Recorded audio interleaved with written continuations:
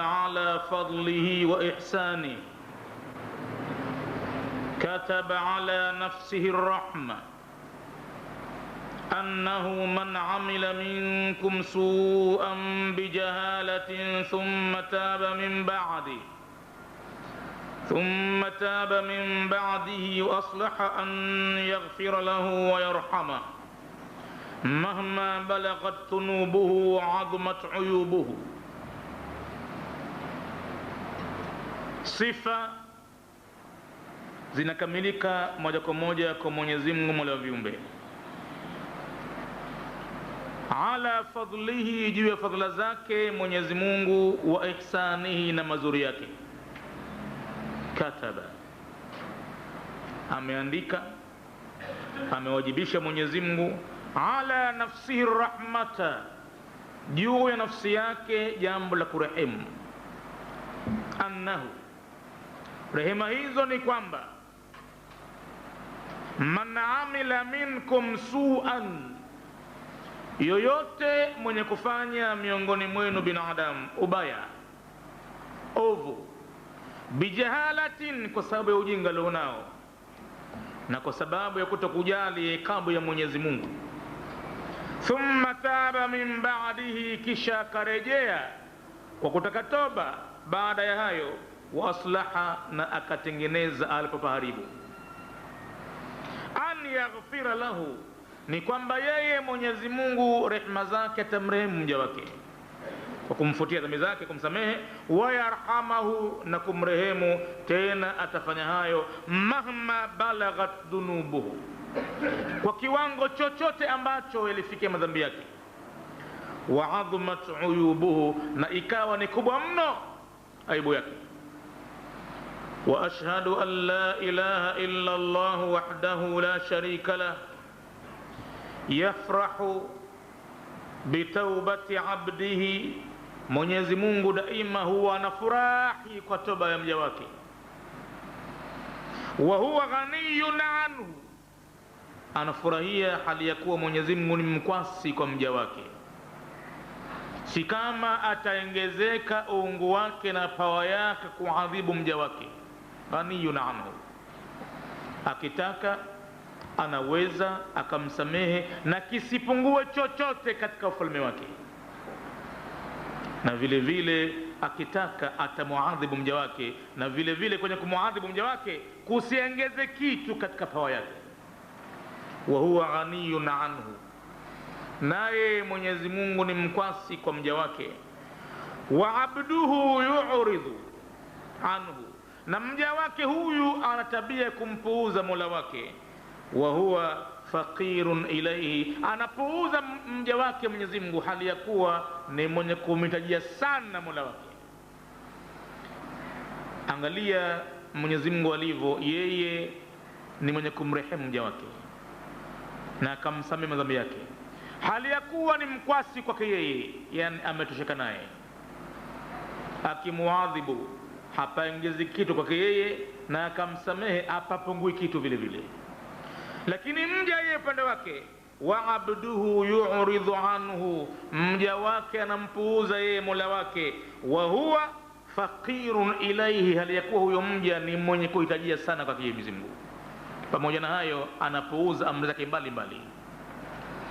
Wa ashhadu anna Muhammadan abduhu wa rasuluhu kana yatubu ila rabbihi, mjumbe wa Mwenyezi Mungu alikuwa anataka toba kuelekea kwa Mola wake, wayastaghfiruhu, na kumtaka samahani, fil yaumi, katika siku moja mtume wa Mungu anataka toba kwa Mola wake akthara min 70 marra, zaidi ya mara 70.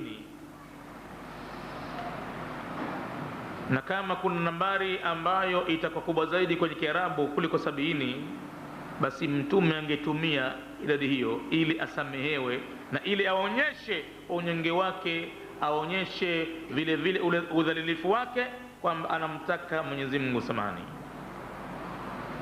Fil yaumi akthara min 70 marra, katika siku moja mtume wa Mungu anataka maghfira kwa Mola wake kwa zaidi ya mara 70. Sallallahu alayhi amimine wingi wa rehma Mwenyezi Mungu juu yake, wa ala alihi, na amimine rehma hizo juu ya watu wake, wa ashabihi, na masahaba wake, wa sallama tasliman kathira, na vile vile amimine wingi wa amani, amani iliyokuwa nyingi mno. Amma ba'd, ama baada ya utangulizi huu, ayuha nnasu, enyi watu, jioni yetu ya leo inshallah, tukiwa ndani ya kipindi cha kumtaka Mwenyezi Mungu samahani, ingawa Mwenyezi Mungu atakwe samahani na waja wake kwa muda wote ule, lakini zaidi kipindi hichi kimekuwa mimbabi aula, ni katika mlango unaonekana ni wa mwanzo zaidi. Rehma za Mwenyezi Mungu juu ya waja wake zinamiminika zaidi katika mwezi huu. Kipindi hichi viumbe wanakuwa wamejifunga sana na wanaacha kila kitu, wanarejea kwa Mwenyezi Mungu Mola wao, kwa kuwa muda huu ni muda muwafaka zaidi wa kukata mtu matamanio alionayo na kurejea kwa Mola wake. Tumeonelea jioni hii tuzungumzie juu ya fadhila za dua mja kama anaomba dua, hususan kipindi hichi, wal istighfari, pamoja na fadhila za kutaka Mwenyezi Mungu msamaha wake. Lakini mada yetu hii kidogo itakuwa ina kitu maalum, maa salamati al-aqida. Yote hayo mja ayatake pamoja na kusalimika kwa itikadi yake, ili apate msamaha, ili Mwenyezi Mungu kubali.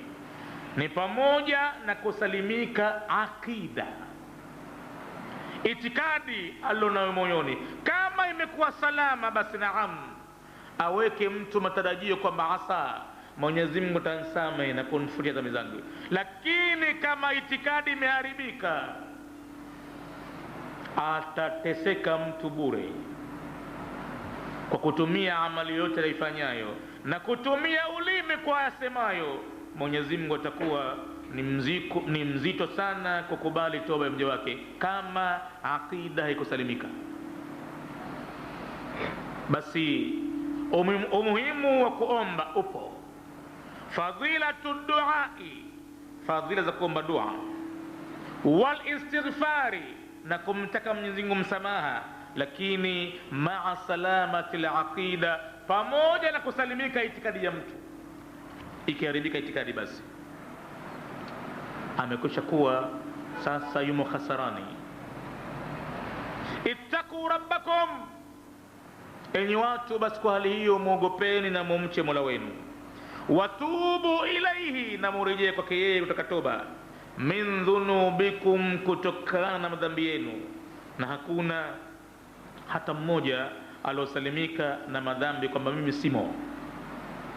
Mtume Mwenyezi Mungu anasema, kullu ibni adama khata'un, wanadamu wote wana tabia moja ya kukosea, lakini wa khairul khata'ina, walio bora zaidi katika ukoseaji huo, at-tawwabuna, ni wale ambao hukumbuka haraka makosa yao na wakarejea kwa Mola wao kutoka toba.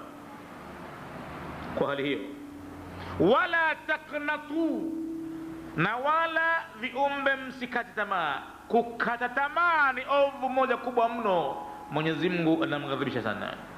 Wala taqnatu min rahmatihi, na wala msikate tamaa katika kuzipata rehema zake Mwenyezi Mungu. Mahma balaghat dhunubukum, kwa spidi yoyote ambayo imefikilia dhambi zenu, tamaa msikate bado.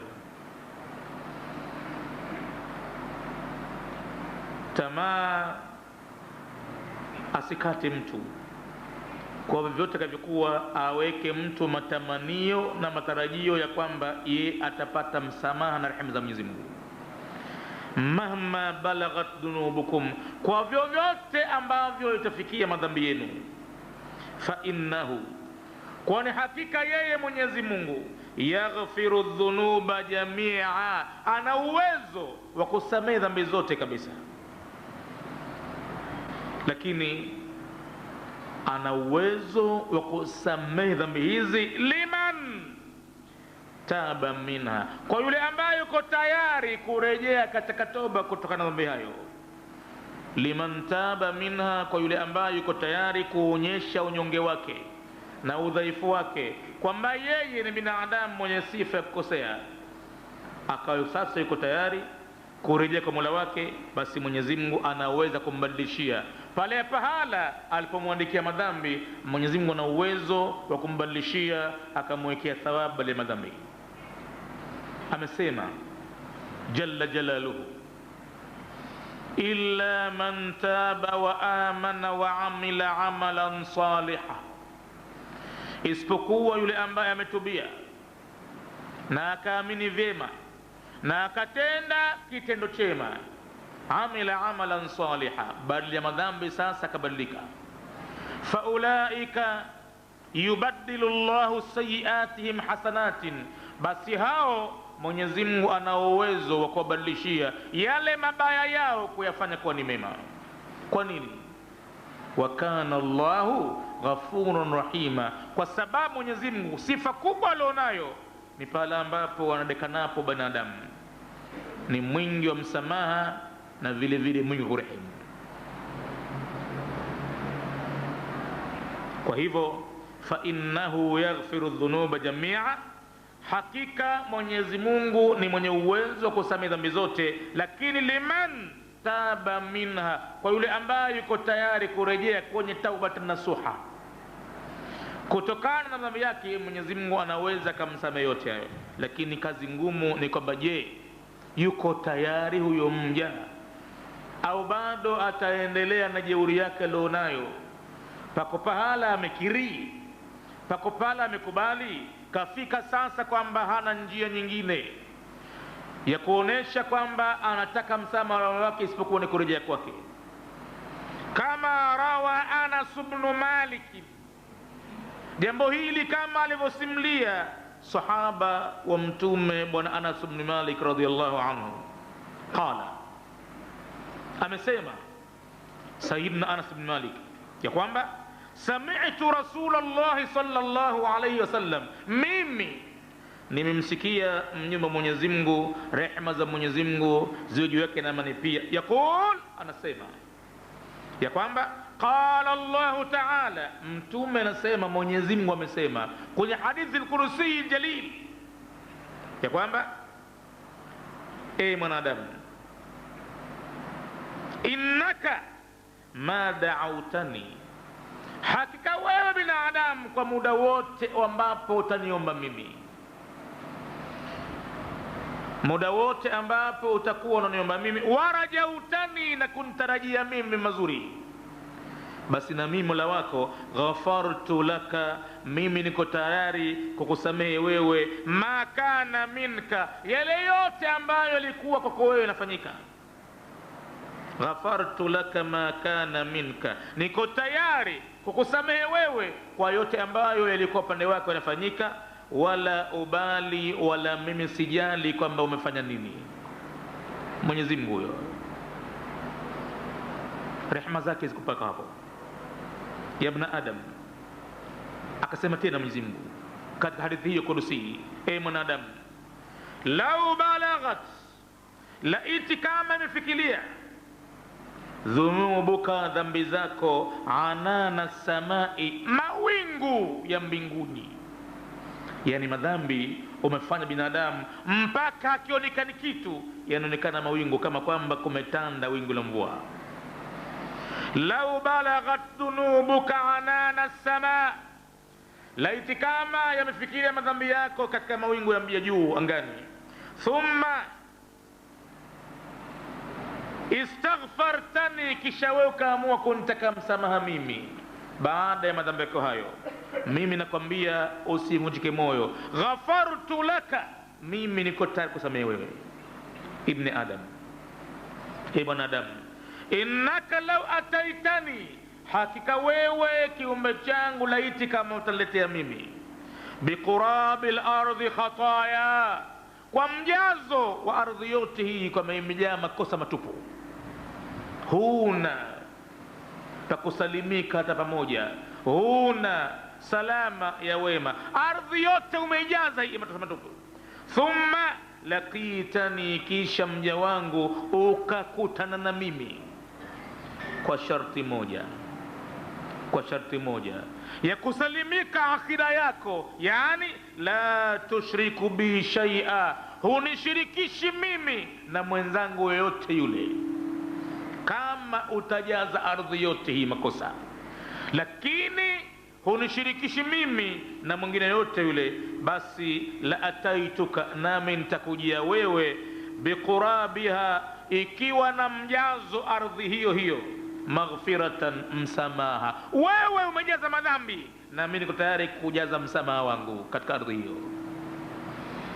Hadithi hii rawahu Tirmidhi, ameisimlia Imamu Tirmidhi. Waqala, na baada ya kusimlia hadithi akasema Tirmidhi, hadithun hasanun sahihun, hadithi ni nzuri na vile vile ni sahihi. Waqad tadhammana hadha alhadith, na kwa hakika imefunga, imechukua dhamana hadithi hii umuran thalatha, mambo matatu, ambayo hayo ndio tulolenga kuyazungumza katika jioni hii. Toba watu wanafanya, maneno yanasemwa sana, hususan katika mwezi huu. Maneno yanasema tuba alaina, tuba alaina, tuba alaina ya rabbi ya tawwab.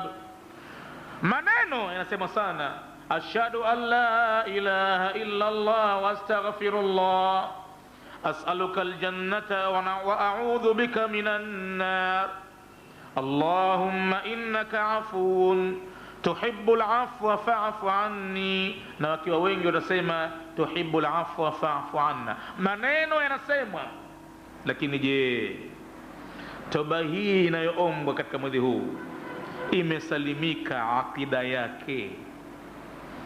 Watu hawana waliompa Mwenyezi Mungu mwenzake, wakawa wanamtegemea na kumuomba.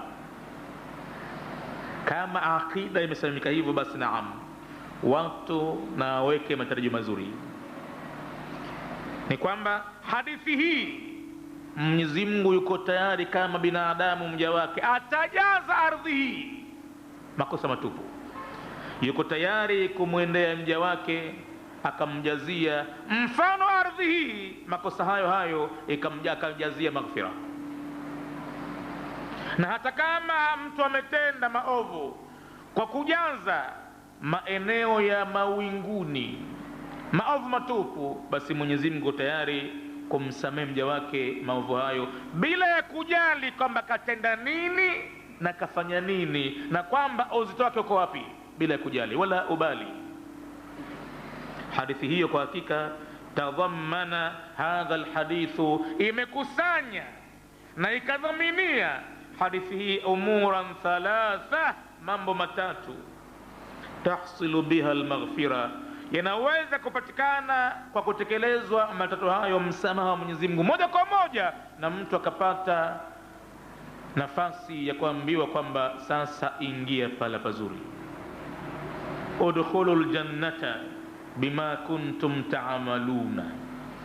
Wanaweza watu kujishtukia, wanaambiwa haya, ingieni katika bustani yangu kwa sababu ya yale mliokuwa mkiyafanya. Wakati Mwenyezi Mungu ameshawasamehe, lakini msamaha Mwenyezi Mungu huo si kitu ambacho kinakuja kwa kutamani mtu tu basi. Astaghfirullah min qawlin bila amalin,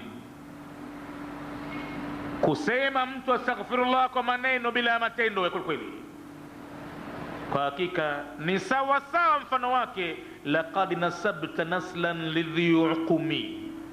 Wewe mja unataka kizazi kwa mwanamke aliyokuwa tasa, au mwanamke anatarajia kwamba atazaa na mwanamume ambaye ni tasa vile vile.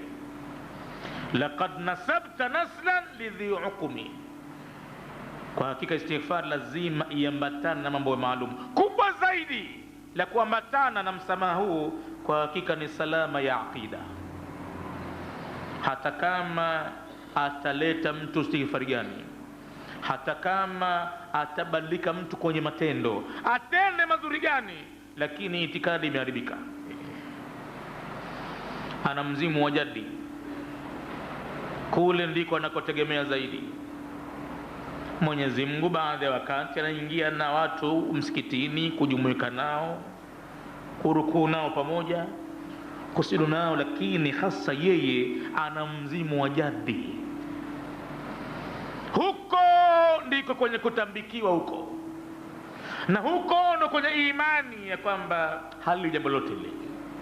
Madhali mabwana hawa hawataki, basi haliwi, na madhali mabwana hawa wataka, basi hakuna cha kuzuia chote kile. Kama imani hiyo, hapo itikadi yake Muislamu ishaharibika, na ile ahadi ya kwamba msamaha utapatikana na kupewa mtu nafasi ya kuingia fil janna, ni kwamba haipo ahadi hiyo. Hapa itatenguka. Umurun thalatha, mambo matatu. Al-amru al-awwal, hadithi ya hadithi kurusi, maneno ya Mwenyezi Mungu matukufu yamekusanya mambo matatu. Kama atakatoba kweli mtu, ahadi ya kusamehewa ipo, lakini mambo matatu. La kwanza, ad-du'a ma'a rajai, ni kuomba lakini pamoja na kutarajia.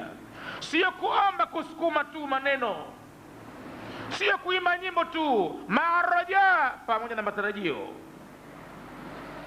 Asijakaweka mtu kwenye imani yake ya kwamba niombe nini mimi, kwa nilofanya mimi patakuwa salama. Afikiri wewe, mimi sidhani kama Mwenyezi Mungu anaweza kanipokea kanikubalia mimi.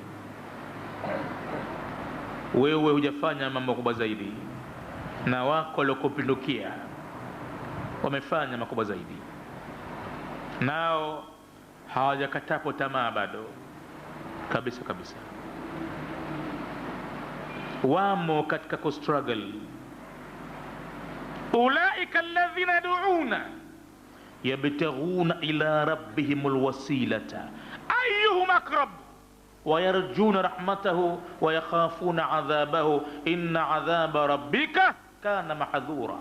Kwa mfano, kama watu watakuwa wanawaomba na kuwaabudia watu kwa kupoteza itikadi zao, akida kaharibika, ikawa mtu na makaburi na yeye, akabadilisha mtu akaweka kwamba hapa ndio penye atawassul ila Allah, akaweka kama mafungamano ya kuipata njia ya kumwendea Mwenyezi Mungu ansamehe. Akaona mtu labda awaombe maiti, awaabudie na kuwataka samahani na hivi na hivi, akaona kwamba hiyo si shirki, ni moja katika njia ya kutawassul.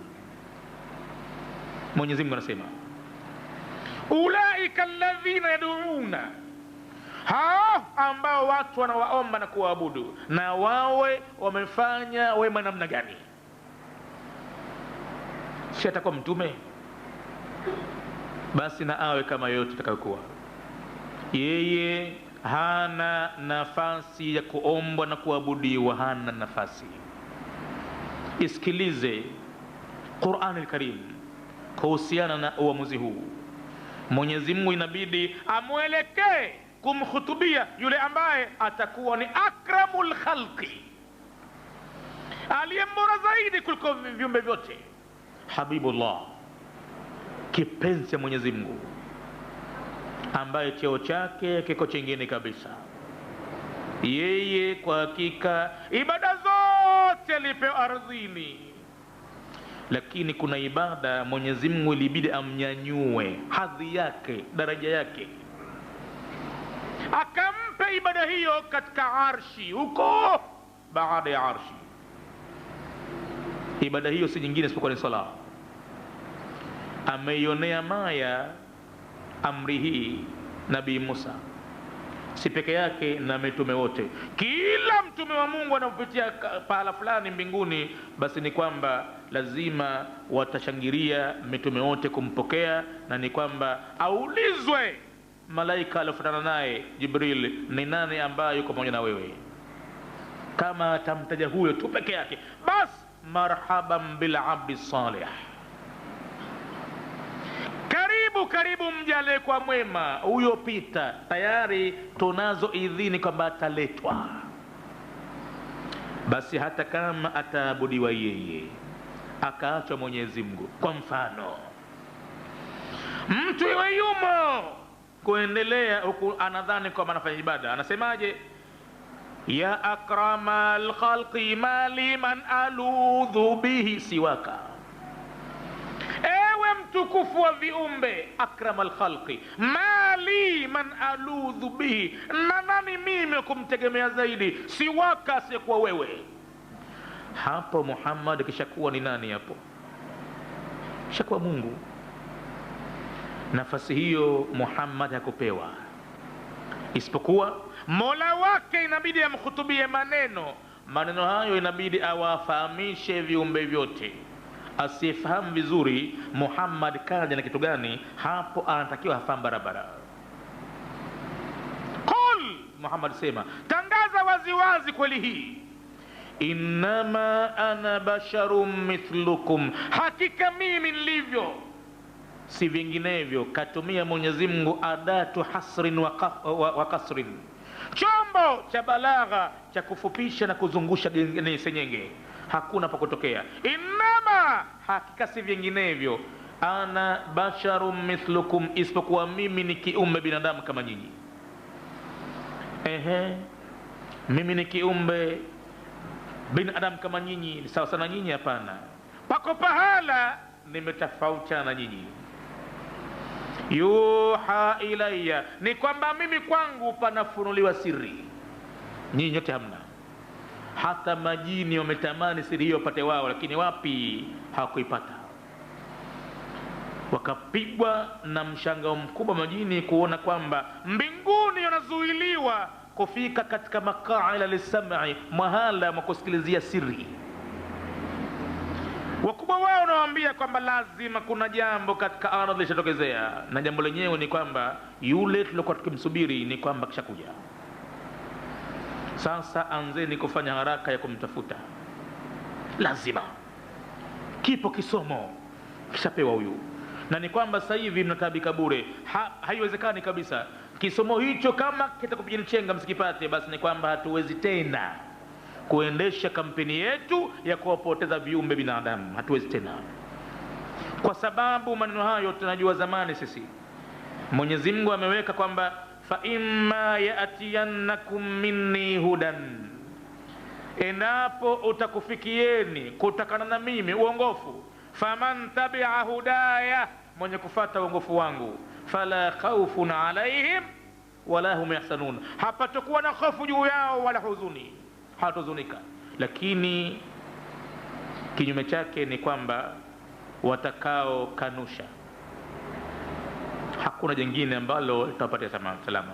Lakini uongofu wangu ukija, basi atakaye kuwa tayari kufuata uongofu wangu, fala khawfun alaihim wala hum yahzanun walladhina kafaru wakadhabu biayatina. Bas sitaki kusikia hivyo la hivi.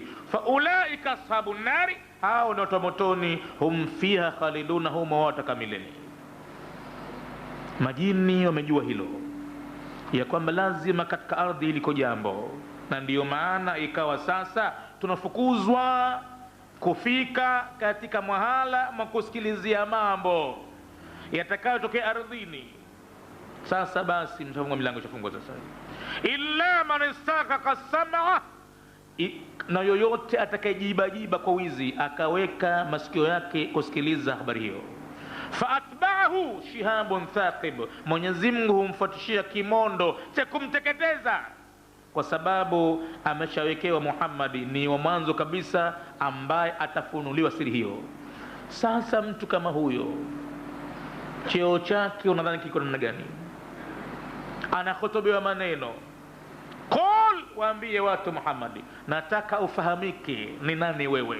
Kuna jamii ya watu mamilioni hakufahamu ni nani wewe.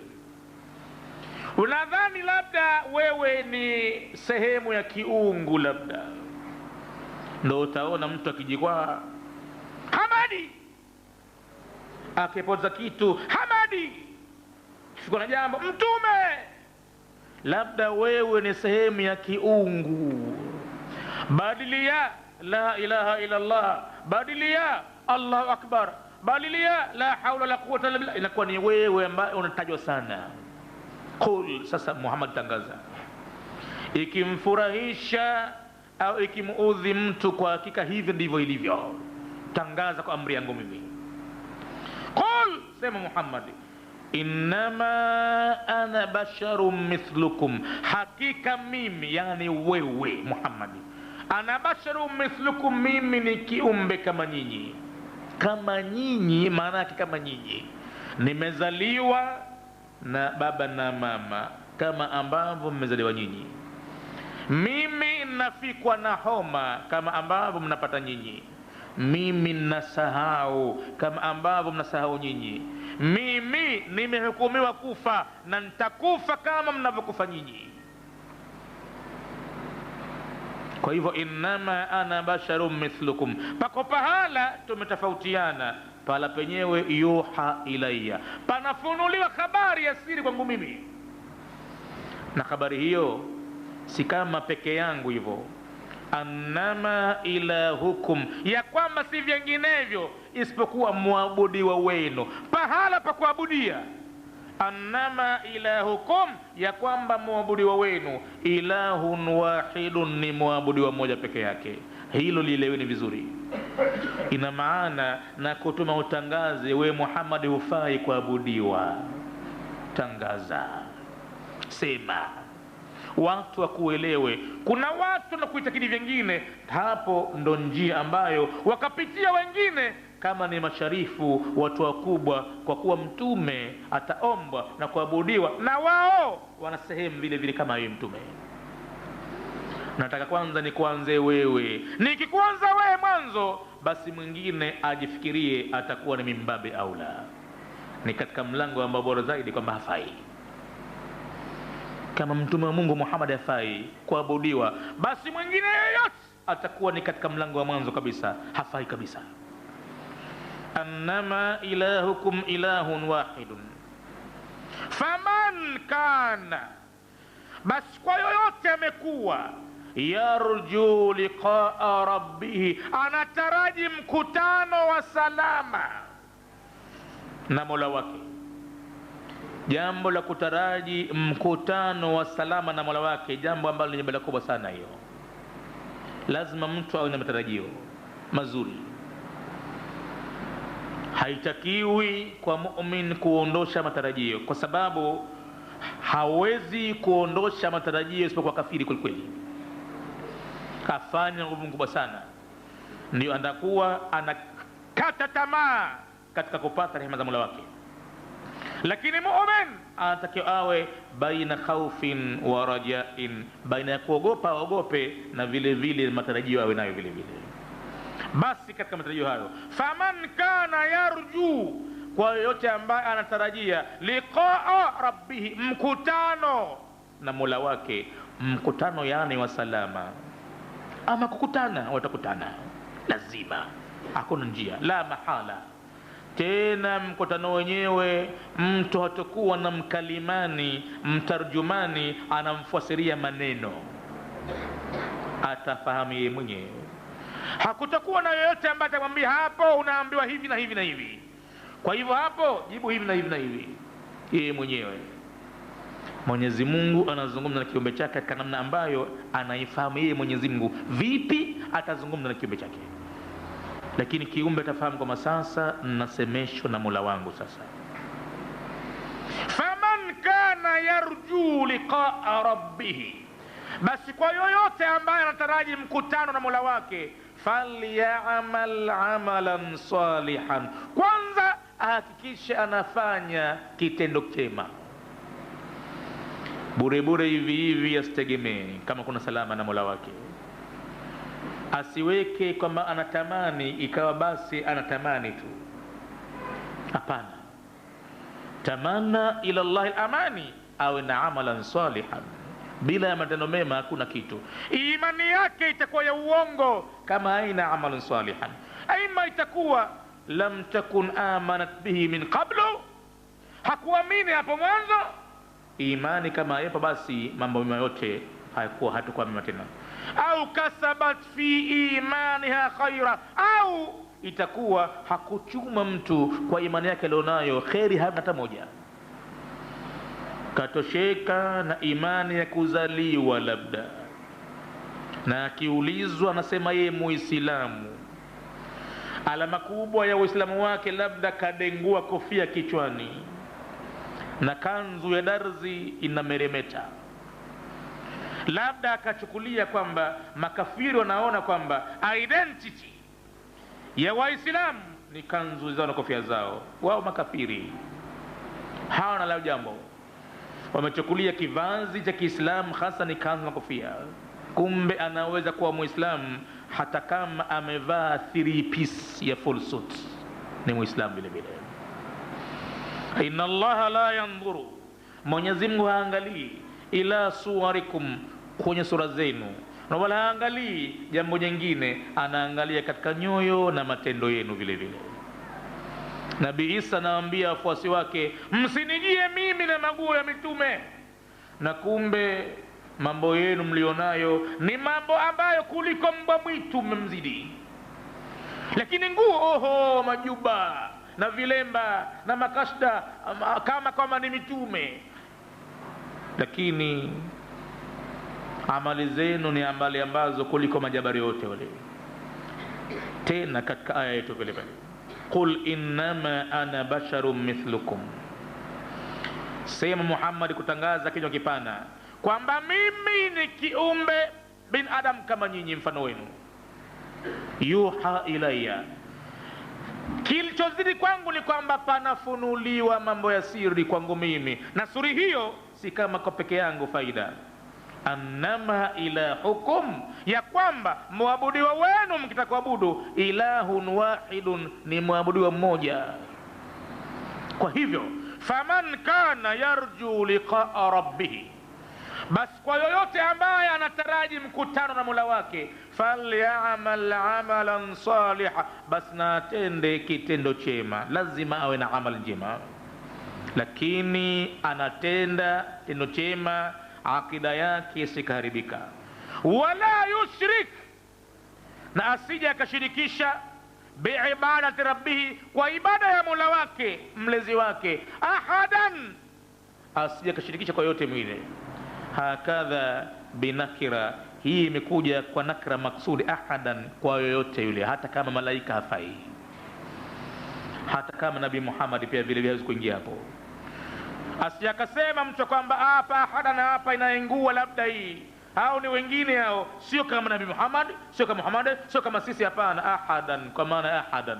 Wala yushrik, na asije akashirikisha biibadati rabbih, kwa ibada ya Mola wake, ahada, na yote mwingine yule. Hii ni aya mashuhuri sana, maarufu mno, iko nafasi ya mwisho katika sura ambayo Mtume amewaambia Waislamu japokuwa wiki mara moja sura hii ipite katika ulimi wa Muislamu aisome, japokuwa ni usiku kwa mkia Ijumaa, Alhamisi, japokuwa Ijumaa yenyewe mchana ikiwa kwake mtu au msikitini, japokuwa asubuhi au jioni, lakini angalau wiki mara moja inapita sura hii, tena anaielewa mtu maana yake.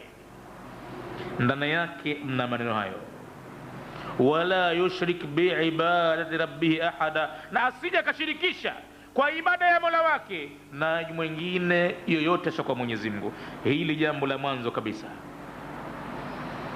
Jambo la mwanzo, ad-du'a'u wa ma'a rajai, kwanza kabisa katika matatu ambayo hadithi kurusi jalili inahusiana nayo, ni kuomba pamoja na matarajio. Lazima uwe unaomba. Kama huna kuomba kwa Mwenyezi Mungu, ibada yako si ya kweli, una kibri ndani yake, na jivuno. Maana usingeacha kuomba isipokuwa una kibri. Waqala rabbukum ud'uni, Mola wenu amehukumu ya kwamba niombeni mimi, astajib lakum, nami nitakujibuni.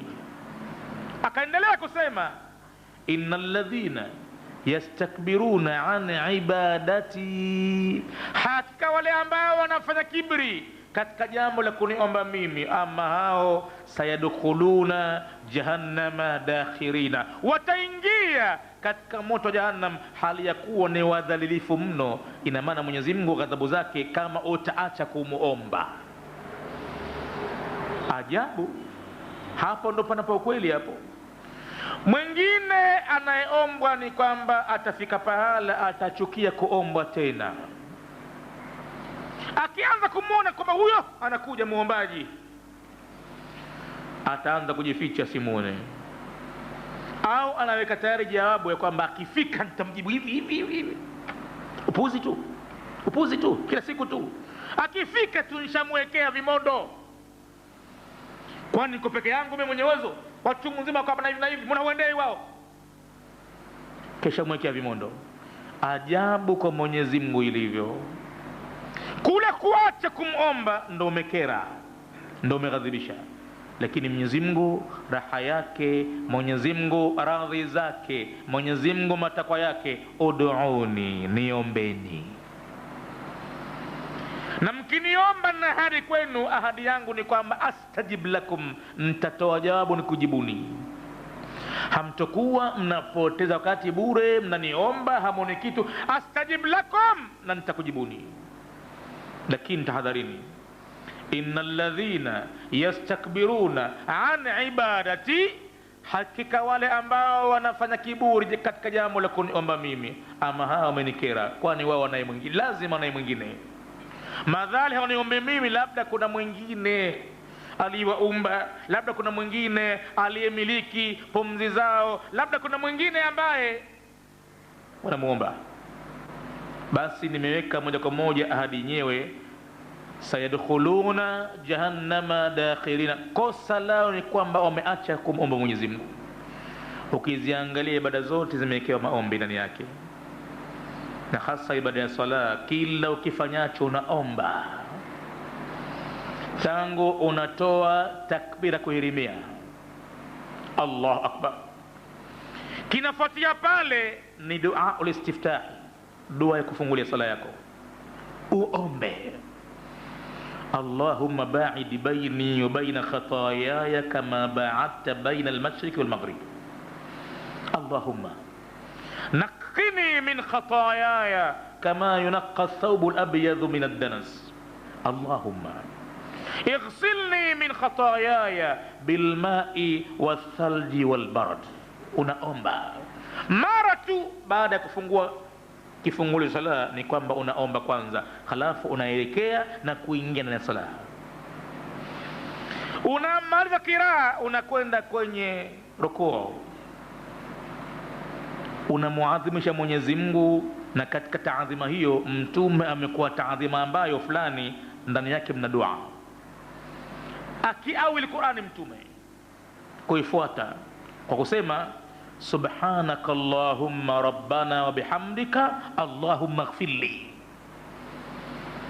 Umetakasika Mwenyezi Mungu Mola wangu, na kwa sifa zako ndiko ambako ninakusifia. Allahumma ighfirli, Mola wangu nisamehe mimi. Qur'ani ilimwambia mtume, nakupa alama, ukiziona basi ufanye wingi wa kunitaka msamaha mimi. Idha jaa, alama yenyewe ni kwamba itakapokuja nasrullahi, nusra ya Mwenyezi Mungu na kushinda kwake Mwenyezi Mungu, wal fath, na ushindi wa kutekwa mji wa Maka au ushindi wa sulhu ya Hudaybiyah. Ikija hiyo, wakati huo waraita an-nasa, na ukawaona watu Muhammad, yadkhuluna, wanaingia fi dinillahi afwajan, katika dini ya Mwenyezi Mungu makundi kwa makundi. Nakupa hapo sasa uzidi mno kasi yako ibada. Fasabbih bihamdi rabbika, endelea sana zaidi kutakasa kwa kumhidia Mola wako. Wastaghfiruhu, na kumtaka msamaha. Innahu kana tawwaba, kaye Mwenyezi Mungu ni mwingi wa kupokea toba. Ndani yake aya hii imemtaka mtume Mungu wastaghfiruhu, utake msamaha baada ya tasbih. Kwa hivyo mtume akaanza kuanzia kipindi hicho kuelekea zaidi, kwanza kwamba tasbihi katika rukuu na katika sida ni kwamba ndani yake mnakumsabihi Mwenyezi Mungu na vile vile kumtaka msamaha. Subhanaka Allahumma rabbana wa bihamdika Allahumma ighfirli, hapo ndani yake mnakuomba dua.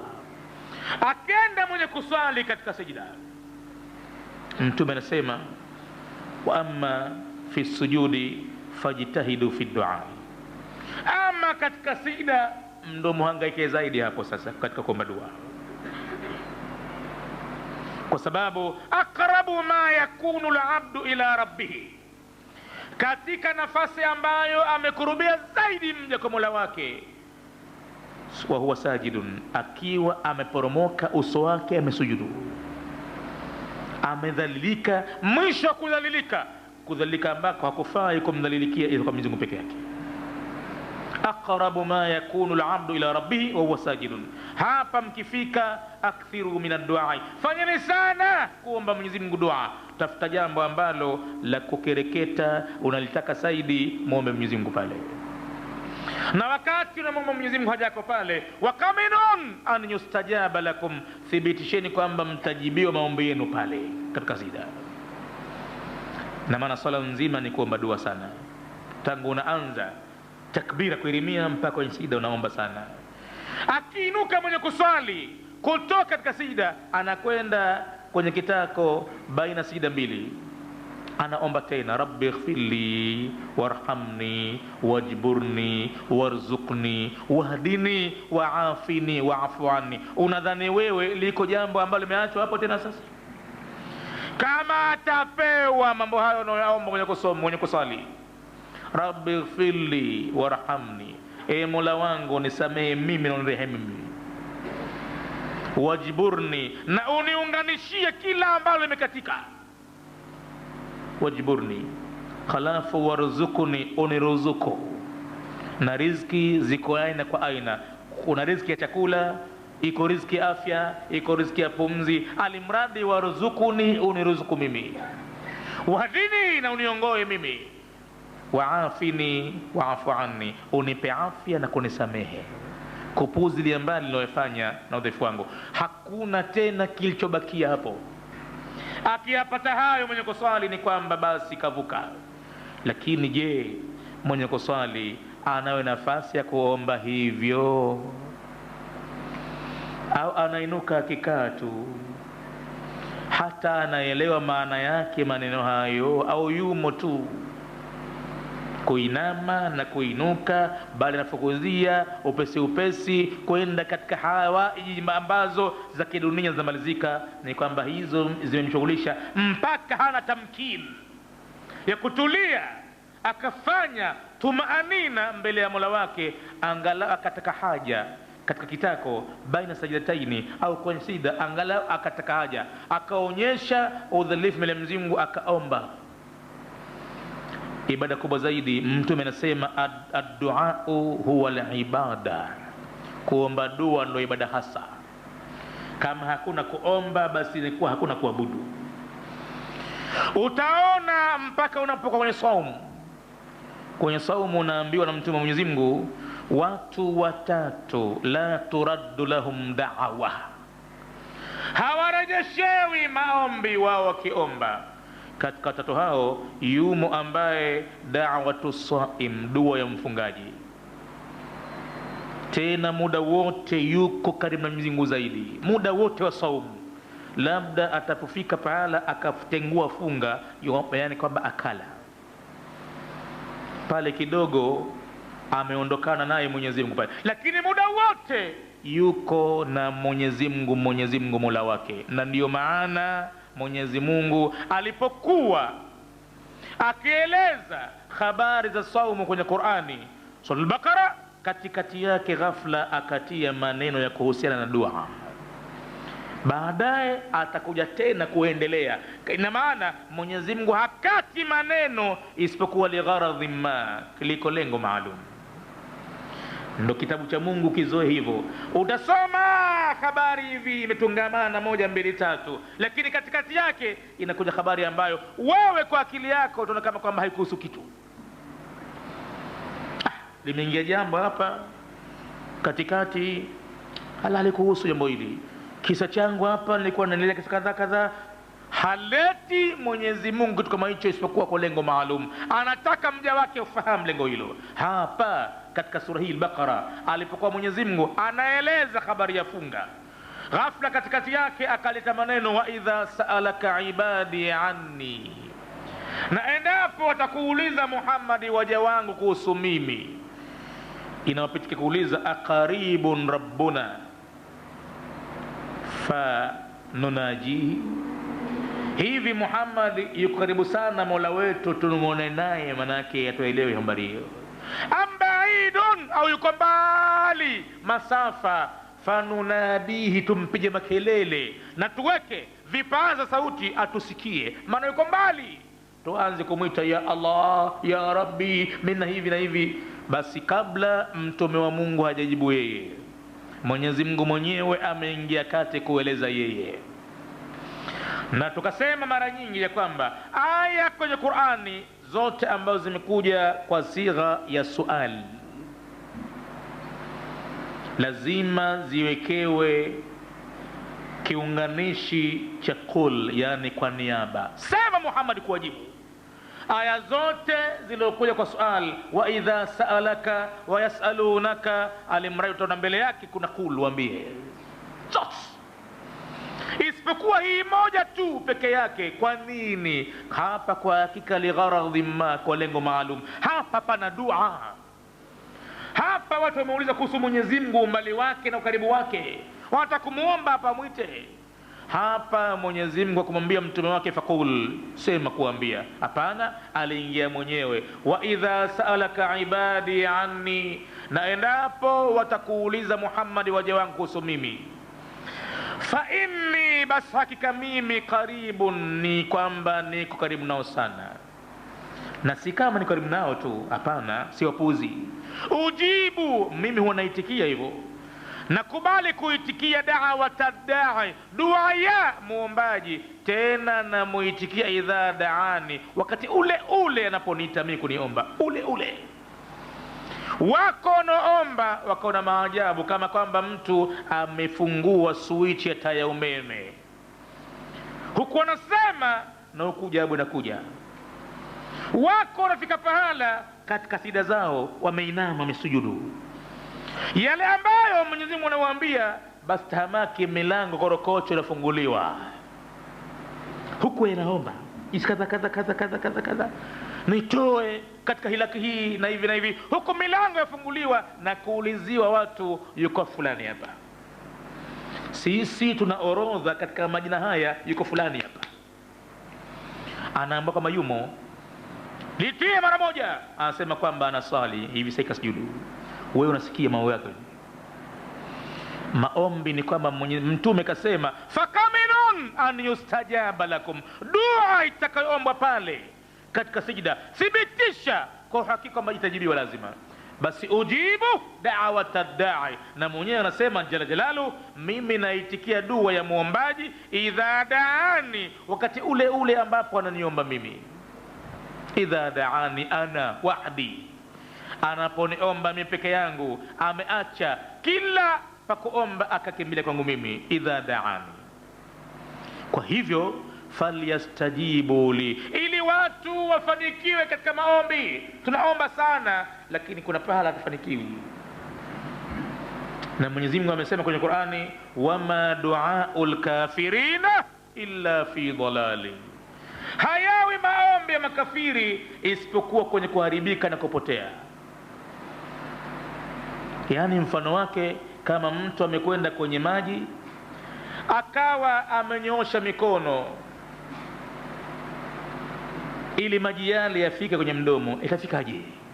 Ende akateke, halafu baadaye achukue tabu ayate kinywani. Sio kanyosha hivi hivi tu, ama kwa hapo maombi matupu hayafanikiwi. Ndio maana falyastajibu li, basi na wao viumbe wenye kuniomba mimi waniitikie mimi katika amri zangu. Na amri nimewapa na makatazo nimewakataza. wal yu'minu bi, na wakiamini na mimi peke yangu, la'allahum yarshudun, ili huenda hapo ndipo akanyokewa mtu na haja yake. Wala'alla harfu ni harfu ambayo wanaita watu wa grama, la'alla hii ni harfu taraji, ni harfu kutarajia, ambalo litarajiwalo limekuwa karibu lukui, liko mbali mno, karibu mno kutokea kwake, karibu lukua, kinyume na harfu nyingine ambayo inakuja laita, ya laiti, ya laiti, laita almarid, laiti mgonjwa kama angekuwa amepona. Unatamani tu laiti, laiti, lakini limekuwa jambo hili baidu lukui, liko mbali mno kutokea kwake. Lakini taraji, la'alla harfu tarajin, la'alla alqitara qadimun, huenda treni sasa hivi inaingia. Kumbe kisha anza kusikia mlio, kumbe kisha waona inspector wale wanashughulika na tiketi na hivi na hivi, anasema sasa hivi la'alla asafara hadirun, huenda ikawa safari yetu ishahudhuria sasa hivi hapa. Kisha anza kuona kwamba mambo yameuiva. Na hii la'alla hii anapotumia Mwenyezi Mungu, basi imekuwa wala'alla minallahi wajibun, kwa Mwenyezi Mungu la'alla ni wajib, lazima atafanya. La'allahum yarshuduna, ili wapate kunyokewa, ili sio labda. Labda kwa binadamu huenda ikawa, huenda isiwe. Binadamu ndo ambaye mambo yake atie insha Allah, insha Allah, lakini kwa Mwenyezi Mungu hakuna akitaka nani wala nani, yeye mwenyewe ndo anaamua mambo. La yusalu amma yafalu, na akiamua haulizwi kutokana ambayo anayafanya. Wa hum yusaluna, wa viumbe ndo taulizwa. Kwa hivyo falyastajibu li, basi na wanaitikie katika amri zangu viumbe, waliyuminu bi, na wakiamini waniamini peke yangu, la'allahum, huenda wao au ili wapate wao yarshuduna, wanyokewe na hayo wanaomwomba Mwenyezi Mungu. La kwanza katika hadithi kursi yenye kuonyesha ya kwamba watu hata kama watajaza katika maeneo ya juu maovu matupu, Mwenyezi Mungu hajali. Ndivyo alivyo Mwenyezi Mungu, bali huenda mwenye kumkosea yeye akampa zaidi. Anasema tena kwenye hadithi kursi jalil, li alayka faridatun walaka alayya rizqun fa in khalaftani fi faridati lan ukhalifka fi rizqika. Sikia maneno hayo, li alayka faridatun, kwa upande wangu mimi juu yako mja wangu nimekulazimisha utekeleze amri. Walaka, na kwa upande wako wewe, alayya, ni lazima juu yangu mimi, rizku, nikupe riziki, lazima, lazima, nimekuumba. Itakuwaje nikutupe katika nyangarika hili, huna oxygen, huna usiku, huna mchana, utakula nini? Hapana. Walaka alayya rizqun, na wewe kwa upande wako juu yangu ni kuruzuku. Sasa basi, in khalaftani fi faridati, kama mja wangu utakwenda kinyume na mimi katika kutekeleza amri zangu ulizokupa, ambalo ni wajibu wako mimi Mola wako, lan ukhalifka fi rizqika, sitokwenda kinyume kabisa na kukupa riziki wewe. Kama uko tayari kuacha kusali, wacha kusali, potelea mbali, lakini mimi hewa yangu utaipata bado zaidi. Na unataka usiku, mimi usiku wangu nitakupa. Wataka mchana, na mchana wangu upo. Wataka maji ya kunywa, oho, gelon kwa gelon, mpaka umalize kitu ambacho nakuandikia, mpaka umalize riziki hiyo. Lan ukhalifka fi rizqika, mimi siko tayari kwenda kinyume na kuruzuku wewe. Hivi ndio Mwenyezi Mungu alivyo. La kwanza katika hadithi hiyo ambayo imekuja na maneno, hata kama utaweka mjazo katika ardhi hii, umejaza makosa matupu, umejaza maovu, basi Mwenyezi Mungu atakukabili wewe kwa mjazo kama huo, kwa maghfira, kwa maghfira. Ina maana katika hadithi mna kitu dua kuomba, na vile vile liko jambo ambalo linakupa ataraji, matarajio. Usiombe hivi hivi tu, weka matarajio hasa. Bwana Mtume sallallahu alaihi wasallam katika uhai wake amekwenda kumkagua kijana mmoja, anaumwa mahututi, ameshakuwa katika kutazamiwa roho, amewekwa katika orodha ya mahututi, yuko katika sakaratul maut. Mtume kufika hali yake aliyoiona ile, akamwambia, ewe kijana, lima la tad'u, mbona huombi hapa? Nafasi kama hii vipi unakaa kimya? Nafasi ya sakaratul mauti hapa, kama utaomba Mungu akikubali hapa, moja kwa moja unavuka wewe. Falima la tad'u, mbona huombi? Yule kijana akamjibu Mtume wa Mungu, ad'u ya Rasulullah, naomba. Sikameka kimya, lakini sauti yangu sasa hivi hatoki tena, ulimi sasa hivi haunyanyuki, naomba hivyo mie, lakini ndo mtu anijui kana naomba. Mtume atakuja kama anaomba, lakini alika lengo maalum. Akamuuliza, fabima tad'u, ukiomba unaomba nini wewe? Mtume Mungu huyo, Mola wake aliyempeleka anasema, wama arsalnaka illa rahmatan lilalamin, hatukupeleka Muhammad duniani isipokuwa uone rehema kwa ajili ya walimwengu wote. Tazama rehema yake alionayo. Anataka kumkwamua mtu, anataka kujua kiomba naomba nini katika maule. Fabima tad'u, yule kijana akadhania kwamba anavyoomba barabara, akasema upesi mno kumjibu Mtume wa Mungu, mimi naomba kwa kumwambia Mtume wa Mungu, Allahumma, Mwenyezi Mungu, in kunta muadhibi fil akhirah, ikiwa wewe Mwenyezi Mungu ndio umeshakuwa hekima yako na elimu yako unakwenda kuniadhibu akhirah kwa nilokufanyia, na kuomba Mwenyezi Mungu, fa'ajjil li al-uqubata fi dunya, nifanyie haraka kunipia kabisa bakora zangu hapa duniani. Naomba untese kabisa hapa duniani, sitoweza kupokea adhabu za milele, nipe kabisa.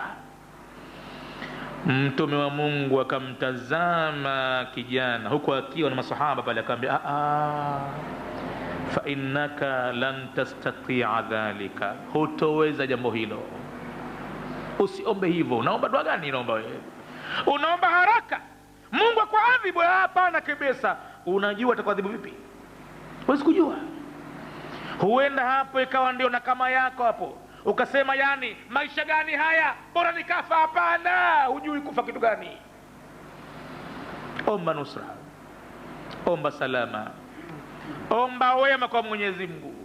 Unajua Mwenyezi Mungu atakupiga vipi? Halla da'auta Allah qailan, wewe si bora ungemuomba Mwenyezi Mungu huku unasema rabbana atina fid dunya hasana, Mola wetu tupe sisi katika dunia hii mazuri, wa fil akhirati hasana, na akhira vile vile ukatupe mazuri, wa qina adhaban nar, na utukinge na adhabu ya moto. Omba hivi wewe, usiombe Mwenyezi Mungu akupe haraka hapa, huwezi kujua. Na kama atakupa haraka hapa, mpaka hiyo shahada utaikataa. Adhabu mchezo, Mwenyezi Mungu huyo taka mchezo na kiumbe chake. Imekuja katika masimulizi, kaadhini mtu kuliko miaka 70, muadhin anawaita watu yeye katika sala, hayya ala sala. Jambo kubwa sana hilo, kuwaita watu katika jambo la khairi. Lakini wakati wa kutoka roho sasa, alipofika katika sakaratul maut, anawaambia waliomzunguka, leteni mashaf mara moja. Wengine wanashangilia kwamba sasa hivi ataka msahafu, alhamdulillah, lete basi fulani wewe, lete. Dakika ya mwisho huyu pengine anataka kusoma aya ya Qur'ani. Maana wako mawalii al-arifina billahi, wako waliomalizia umri wao kwa aya za Qur'ani tu basi. Ikawa mtu kamalizia aya nzuri sana ya Qur'ani. Miongoni mwa hao ni Umar Abdul Azizi, ni kwamba amemalizia aya ya Qur'ani. Watu wakashangilia, leti msahafu. Akaletea mashaf, akaikamata. Alipoikamata akainua juu, akaambia, nataka mushuhudie kitu gani hichi? Nakiona huko mloko mbali, tunakuona. Basi akamwambia, ushidukum na kushuhudisheni mashahidi wangu bi anni bari'un min hadha alkitab, ya kwamba mimi niko mbali na kitabu hichi, mbali mno, hatuhusiani kitabu hichi. Kitabu gani hichi? Ala, Mwenyezi Mungu huyo pale pale anamaliza maneno haya na roho kwa ikatoka. Lo, wale wako pale kwa kile bwana Butwa fulani tukumtegemea kaadhini miaka 40 5 salawati, leo hii katuambia tumpe mashaf anaikadhibisha hivi hivi. Si bure hii. Lakini twende nyumbani tukapata ibra. Twende nyumbani kwake, watu wake wa nyumbani wanakwenda kuulizwa, wanasema jamani, nye mwenzetu hebu tupeni alikuwa na siri gani? Kwani tunaona mambo si kawaida. Mtu dakika mwisho kuambia watu nitile masafu na ikadhibisha, si maskhara, lazima iko siri kubwa. Basi watu wa nyumbani wasema, kwa kuwa mnataka hayo kwa faida ili muaidhike, kwa hakika ndugu yenu huyu tumesema naye sana, ana adhini, lakini alikuwa na amali ambayo nadhani ndo alama hiyo waziwazi kwamba imemfelisha. Amali yake alikuwa anachungulia aibu za watu. Majumba yamewekewa milango na madirisha na mapazia, yeye anaparamia na kupata mwanya kuwaona watu vitandani, viumbani wanafanya nini. Mwenyezi Mungu sasa akaja kamfedhi na yeye vile dakika ya mwisho vile vile. Hatoki salama mtu kabisa. Akitaka salama astahi watu, atastahiwa.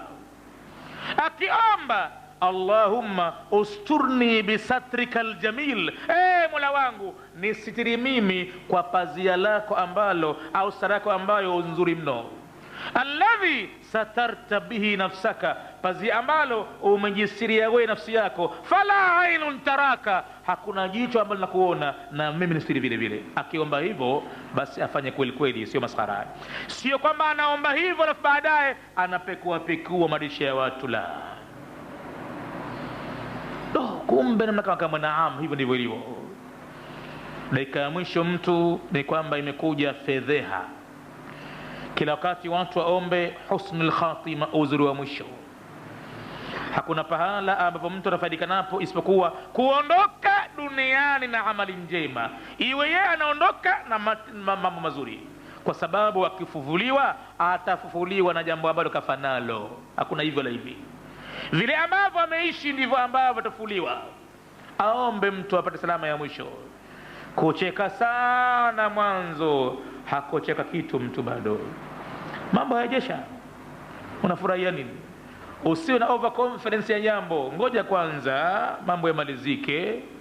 Kama ni resulti watakuchaguliwa, ngoja kwanza majimbo yote yamalizike, si uchaguzi. Hebu subiri kidogo kwanza. Unaanza kusema ya kwamba nishashinda na hivi na hivi, bado tulia. Mwenyezi Mungu muweza, anaweza akaugeuza dakika 2-3 ushindi wako, na watu wote wakashangaa duniani ya kwamba haiwezekani. Haiwezekana kwa Mwenyezi Mungu. Mwenyezi Mungu ameshaona kwamba kuna shari ya viumbe mbele, akataka kuwanusuru viumbe wake wema. Yani kama atapata huyu ni kwamba akida taharibika ya watu, akazuia. Mwenyezi Mungu anaweza kuingilia kati lolote lile. Wa'lamu anna Allah yahulu baina almar'i wa qalbihi, tambueni kwa Mwenyezi Mungu anaweza aka-intercept, akaingilia kati, yahulu baina almar'i wa qalbi, katikati baina ya mtu na moyo wake, katikati. Mwenyezi Mungu anaingia katikati pale, akazuia. Asiwahi mtu atakuwaza wazo akalimaliza, kakaa mwenyewe kitandani watakulala hivi pale, inamjia mawazo kadhaa kadhaa, basi asiwahi hata kufikiria. Awahi. Mwenyezi Mungu anaingilia kati, anafuta kila kitu. Tamaki mtu pumzi zimempaa, ni kwamba anamchukua anakwenda akhira. Alikuwa katika kufikiria hivyo afanyeje, lakini hakwahi. Mwenyezi Mungu anataka watu wajue hilo. Basi kwa hivyo katika hadithi kursi la kwanza twalipata ya kwamba ni wajibu wako Muislamu kuomba. Na unapoomba, hadithi hii waqad tadhmanu hadha alhadithi umuran thalatha, ina mambo matatu. La kwanza katika hayo matatu, al-amru awal ad-du'au war-raja'u, ni kuomba dua lakini ma'a ar-raja'i, pamoja na matarajio. Usiombe hivi hivi. Kuomba kwa Mwenyezi Mungu ukaweka matarajio, hapa umemtambua Mwenyezi Mungu vilivyo, kuliko kujisemea maneno ovyo.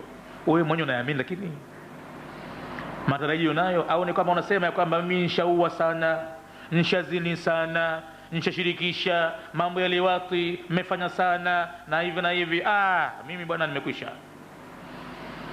Kama kuomba tuombeni, ni kwamba hakuna matarajio tena. Hapa Mwenyezi Mungu umemkera mno, ushamdhalilisha na ushamuondolea madaraka alionayo, cheo alichonacho, ni kwamba hukumfahamu Mwenyezi Mungu alivyo. Wa huwa fi qawlihi, jambo hili la kuomba na kuweka matarajio liko katika tamko lake Mwenyezi Mungu kwenye hadithi hiyo aliposema, innaka ma da'autani, hakika wewe mja wangu kwa muda wote ambao umeniomba mimi na huwi katika kuniomba mimi, halafu warajautani, na ukantarajia mimi. Lazima sio kwamba unaniomba tu unanitarajia mimi. Innaka ma da'autani, haka wewe huniombi mimi, warajautani, na kunitarajia mimi, isipokuwa ghafartu laka ma kana minka, mimi niko tayari kukusamehe wewe yale yote ambayo yamekuwa upande wako wewe. Wala ubali, wala sijali kitu gani umefanya mja wangu. Lakini unajiamini, unataraji, bali kuna anayeomba hata maana yake hajui. Usifanye hivyo. Omba kitu kijuacho, kaulize dua hii maana yake nini na nini na nini. Kama imekushinda, omba kwa lugha yako unaoelewa. Mwambie Mwenyezi Mungu hivi hivi, na Mwenyezi Mungu anasikia lugha zote, ndio muombaji, zote anasikia. Fafihi, ndani yake dua hii, annahu la budda min aljam'i, hapana budi hapa mwenye kuamini akusanye baina duai wa rajai alijaba, baina ya kuomba na kutarajia kujibiwa. Lazima weke hivyo, usisukume tu nasema tu kwa Mungu kasema, mtume kanambia, lakini nasema tu. Hapana, tarajia kwamba itakuwa hivyo. Hujafika pala pake tu papotakiwa. Pengine Mwenyezi Mungu anakujibu, wewe umedharau tu. Anajibu Mwenyezi Mungu katika aina kama 4 hivi. Mwenyezi Mungu anaweza kujibu hapo hapo, huku unaomba ukajibu pale pale. Nabii Zakaria, fanadathu almalaikatu wa huwa qa'imun yusalli fil mihrabi, walimlingania malaika kumjibu anayoomba, hakika yeye kuwa kasimama anaomba dua, qa'imun yusalli fil mihrabi. Basi anaambiwa anna Allah yubashiruka kadha kadha kadha kadha, akitokacho ni kwamba sasa iko tayari. Mwenyezi Mungu huanza kumjibu mtu hivyo. Na Mwenyezi Mungu anapoona mja wake unamuomba jambo ambalo halina maslahi na wewe, ni kukubadilishia badili yake, akakupa baadaye, kwa sasa hivi alikufai. Mtoto mdogo umri wako, ni kwamba ukipewa utaharibika imani yako binafsi, ya akida yako itapotea binafsi. Hapa kama utapewa ukiombacho, ni kwamba utakuwa jeuri kama hakuna. Wameomba watu kwa mtume, wakamwambia ud'u Allah li an yughniyani, ya Rasulullah, niombe kwa Mwenyezi Mungu mimi anitajirishe hali yangu mbaya, maisha hayendi. Sivyo tulivyo jamani, hivi ndivyo tulivyo hivi. Huenda mtu akaona ya kwamba anahitajia dua, aombewe dua mtu, mambo yamekaa vibaya. Huenda Mwenyezi Mungu akaona kwamba akikupa ukitakacho mambo yataharibika. Na kama zama za mtume wa Mungu anajiulishwa pale pale kwamba huyu atakacho tajiri, huyu ni kwamba atafilisika, huyu imani yake itaharibika. Ile sifa aliyokuwa nayo, takbira ya kuhirimia, haimkosi nyuma yako, ni kwamba sasa itakuwa basi ndo kumfukuza katika sala, dua yake ikijibiwa. Mtume wa Mungu kwa kujua mambo hayo anamwambia mumtakaji wa dua hiyo, anamwambia khairun, qalilun, kitu kidogo ulichonacho ambacho tuaddi shukrahu, wewe unatekeleza shukrani yake kwa kidogo ulichonacho, ndo Mwenyezi Mungu anataka hivyo. Khairun ni bora hicho, min kathirin, kuliko kingi ukipewa, la tuaddi shukrahu, huwezi kutekeleza kulipa shukrani yake. Hataki mtu ala, anakwambia mtume wa Mungu, hana masara mtume hapo, hapa ni katika mambo ya maombi. Kama anakuzuia yeye ndo kakwambia sana, na hakuna pahala ambapo mtume kakubakishia maombi ya kuomba. Kila ukitakacho mtume Mwenyezi Mungu amekufundisha na kuomba, halafu baadaye anakuzuia. Nini maana yake? Iko siri hapo. Hakubali mtu anasema mwisho wake wallahi alazim, na hapa kwa kumweka Mwenyezi Mungu mtukufu shahidi wangu, la in atani min fadlihi, kama Mwenyezi Mungu atanipa mimi katika fadhila zake, basi mimi naahidi la asaddaqanna, nitatosadaka. Hatakuwa mtu anakufa njaa duniani, mimi sikupewa tu bado, hali kama hii basi, unyonge kama huu basi, mimi sijapewa tu bado, mimi kama nitapewa mimi, la asaddaqanna, nitakuwa mwingi wa kutoa sadaka. Tena sitoshe, wala akunanna minas salihin, na nitakuwa mimi ni miongoni mwa watendao mema.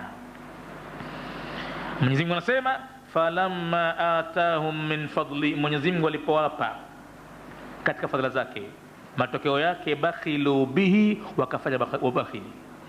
Tena jingine la watawallau, na wakapuuza amri za Mwenyezi Mungu. Wahum mu'ridhuna, na wao ni wenye kukataa kabisa ndani ya nyoyo, na kuona Uislamu mtu unamdhalilisha, unamwingilia kati katika kutumia mali yake, akaanza kuuchukia. Hii hali iko hapa. Kwa hivyo hadithi hapa kwa hakika inatuwekea jambo hili moja, la budda min aljam'i, Muislamu hapana budi katika kusanya baina duai, katika maombi dua, wa rajai ijaba, na kutaraji malipo na jawabu ya dua. Weka katika moyo wako, huku unaswali, weka hivyo kwenye qiyamul laili chako, kwenye sijida yako, mwezi kama huu, weka imani kwamba matarajio yapo ya kukubaliwa dua yako na kujibiwa. Lakini Mwenyezi Mungu anakujibu atakavyo yeye. Pako pahala umeomba mtoto, Mwenyezi Mungu anajua kama mtoto uliomuomba ndo shakawa yako itakuwa, ndo balaa lako. Akaamua asikupe mtoto, akufutie dhambi zako, akupe jambo jingine ni kwamba Mwenyezi Mungu sio kadhania kwamba hasikii unamuomba, au umepuuzwa, umedharauliwa, ukaamua kuondosha matarajio, utakuwa umeingia kwenye dhambi kubwa sana. Mwenyezi Mungu ana uwezo kukuwekea umuombacho akhira, na atamuuliza mja wake Mwenyezi Mungu, yeye fulani, unakumbuka ya kwamba mimi uliniomba kitu kadhaa kadhaa, siku kadhaa kadhaa, mwaka kadhaa kadhaa, pala kadhaa kadhaa? Atashangaa mja kama naam, nakumbuka hilo, na siku hiyo nimelia machozi kwa dhiki ndio nao, nimelia kasa. Kumbe ulilia. Je, mja wangu, si nilikupa kitu kadhaa kadhaa? Anasema mja, sikumbuki. Nilipewa haja kadhaa kadhaa, nilipewa kijambo kadhaa kadhaa, mpaka nimekufa sikumbuki. Mwenyezi Mungu anamwambia, basi nimeamua kukuwekea akiba huku na kukuja maisha ya milele. Basi hii dua yako sasa hivi nimeamua kukupa kitu kadhaa kadhaa.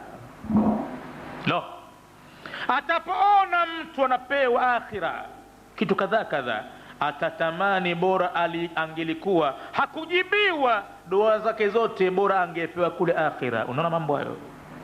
Mwenyezi Mungu anajua wapi akupe. Usije ukaona kwa mambo yako maujibiwi, unaumwa sana, unadhalilika na hivi na hivi. Ni kwamba maombi yako kama utapewa uzima hapa duniani, ni kwamba utafunua nguo watu wote aibu zao. Mbovu tu sasa hivi, ngoja upate uzima tu. Upate uzima, asubutu. Watu wote utawaaibisha, wake za watu, nani wa watu, ni kwamba sasa wamekuwa kitako. Kumbe kwa kitako wako kule kuna kheri kubwa sana na kuna siri kubwa sana, wewe hujui hayo. Huenda Mwenyezi Mungu anakukea uzima akhira. atatamani mtu ya kwamba bora dua zangu zote nisingejibiwa nikaekewa hapa, jinsi Mwenyezi Mungu atapompa mtu. Mwenyezi Mungu anasikia na anakujibu. Wa idha sa'alaka ibadi anni fa inni qaribun ujibu da'wata da'i idha da'ani.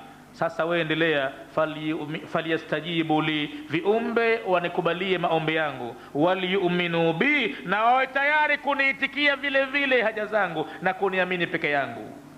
Falyastajibu li waliyuminu bi, na waniamini peke yangu, la'allahum yarshuduna, ili wapate kunyokewa na maombi yao. Hili ndo la kwanza tulizungumza leo katika mambo matatu yamefungwa kwenye hadithi kurusi jalil, matatu mno, muhimu mno. Twajionea mambo yanakwenda, tuna habari sisi. Huenda mtu akafika pahala, huyo Mungu mimi ananijua mimi, lakini nadhani mimi nitakujulikana sijulikane mimi. Inampitia mtu kwamba lazima kuna discrimination, mapendeleo, kuna kitu upendelewaji. Mbona fulani nimekaa naye hivi, ile anaanza siku pili akapata jake, mimi mkao ngapi sasa hivi huu? Haizidi na damirika zaidi zaidi. Huko kuomba pia vile vile kunifai mimi, maana yake nikiomba nazidi kudumia zaidi, bora sio bete. Hapana, omba. Wa du'a huwa al-ibada, na dua ni ibada peke yake. Wa du'a mukhul ibada. Riwaya nyingine Mtume anasema dua ni kama ubongo wa ibada. Kama ubongo kwa binadamu ndio unomfanya binadamu, maana yake tofauti yake na mbuzi ndogo sana. Mbuzi hana akili, kwa hivyo mbuzi haelewi kifanyacho. Kama anaudhi anafurahisha hajui, lakini binadamu anajua hapa ninaudhi, hapa nafurahisha. Kwa hivyo addu'a mukhul ibada, dua ni kama ubongo wa ibada. Mja omba sana, tena pendelea kuomba kwingi. Kusanya moyo wako na kiwili chako siku kama hizi. Unafika magharibi kiasi dakika 5, muadhiri atawaambia watu kwamba jua limekuchwa, jikusanye, elekea kibla. Sema naye Mwenyezi Mungu, sema naye na kusema naye tena na tena, kwa sababu wewe ni mfungaji, na ni kwamba wewe maombi yako ukijua kasema as-sadiqul amin, aliyemkweli mwaminifu, amesema la turaddu lahu da'wa. Mfungaji hairejeshwi kwake dua, labda ameharibu itikadi yake, anaomba huku itikadi yake mbaya, lakini kama kajitahidi itikadi yake kailinda, ni kwamba dua yake harejeshwi kabisa, harejeshwi kisha harejeshwi. Ni kwamba nimeshuhudia jambo ambalo limenipa ibra kubwa sana nilipopata bahati ya kuwa pale Makkah al-Mukarrama katika mwezi wa Ramadhani. Nikashuhudia kwamba kiasi dakika 7 mpaka 5 hivi muadhini wa gharibi atakadhini msikiti mzima katika Baitul Haram, panakuwa kimya, kima ambacho kinaambiwa ni dead silence, hakohoi mtu hapo, kimya kama kwamba msikitini mle hamna mtu, na kumbe katika msikiti watu wako katika mamilioni, 4 millions na zaidi. Kimya watu wote pale, kwa hakika kumbe ni wakati ambao karibu watu watafungua kinywa, yataka lazima Mwenyezi Mungu pale waseme naye. Wakiwa pale gani? Kwenye Baitul Haram, hawarejeshwi. Ile ahadi ya Mtume pale na kuanzia zaidi pale ya kwamba la turaddu lahum da'wa, dua yao pale rejeshwi. Basi pale kimya, watu wote kimya kabisa. Imamu anagonga kitu au muadhin kitu kama meza hivi na imeweka amplifier, basi akigonga msikiti mzima unavuma ule kimoja tu. Kumbe kwa kule watu kama wanaambia sasa hivi dakika 5 au 7, uone watu hapo sasa hivi ni mtu katika msikiti anaona kwamba atakera watu. Kama alikuwa anakwenda anasema pale pale alipo, anatoka kitako sasa, anachuchama sasa, anaanza kuomba sasa. Uone watu hapo wanamunya midomo hapo, naomba mpaka anaadhini muadhini. Hapo ndo mwisho wake. Mwenye kufungua kinywa anafungua kinywa, mwenye kufanya hivi, mwenye kunywa maji na hivi na hivi. Lakini kabla kiasi cha dakika 7 mpaka 10 watu wanajizika kimya kabisa kabisa katika Baitul Haram, wanaomba kwa Mwenyezi Mungu, huku wakitegemea ya kwamba la turaddu lahum da'wa, dua yao kwamba irejeshwi, seuze wako pahala pale ndo kabisa. Huku wamekabili wengine katika multazam. Multazam ni mlango wal Kaaba, dua ikifika pale hairejeshwi. Wengine wako katika Hijri Ismaili, almradi al-Kaaba imezungukwa. Kuna wengine kwa hapa, wengine kwa hapa, wengine kwa alijumradi, wakati ule ni wakati kwa madua. Hata kama huko pale, lakini kwa kuwa umeenda saumu, hakikisha ya kwamba ufungue kinywa kwanza mpaka unamuomba Mwenyezi Mungu jambo muombe jambo. Halafu unafika mpaka unaipata Lailatul Jumua, usiku wake omba sana. Na siku ya Jumaa yenyewe mna saa hasa, haimwafikii mja anaomba haja yake kwa ula wake, naam, anajibiwa tu. Lakini Mwenyezi Mungu ana namna yake kujibu, lakini anakujibu lazima.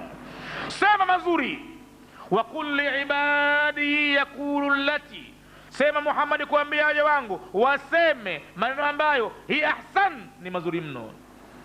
Waombe sana kwa Mwenyezi Mungu, wasiapize watu, waombe mazuri. Wewe mazuri yasikumalizikie, omba mazuri kwa ajili yako, kwa ajili ya wazee wako, kwa ajili ya wanao, na kwa ajili ya Waislamu wenzako. Umma mzima uombee vile vile, omba sana. Kwa hivyo leo tumepata sehemu moja, ad-du'a ma'a rajai. Baadaye ziko sehemu mbili zinakuja siku yote ambayo Mwenyezi Mungu atatupa nafasi ya mkutano tena, hata kama ni siku za kula mchana inshallah. Tutaendelea na mawili yaliyobakia, lakini maudhui moja nzito sana, nzito mno, aqida. Wakati tunamwomba Mwenyezi Mungu, kuna mengine mawili yabakia. Huna madrasatu Muhammadin sallallahu alayhi wasallam yaqulu fiha alhabibu Mustafa albirru la yabla wadhambu la yunsa waddayanu la yamut i'mal ma shi'ta kama tadinu tudan. ويقول أيضا كل ابن آدم خطاء وخير الخطائين توابون. Kabla hatujafunga kwa dua, nakumbusha ya kwamba katika wale wanaofuatia darsa za mwezi Ramadhani, kesho siku ya Ijumaa insha Allah taala muhadhara wetu au darsa yetu itakuwa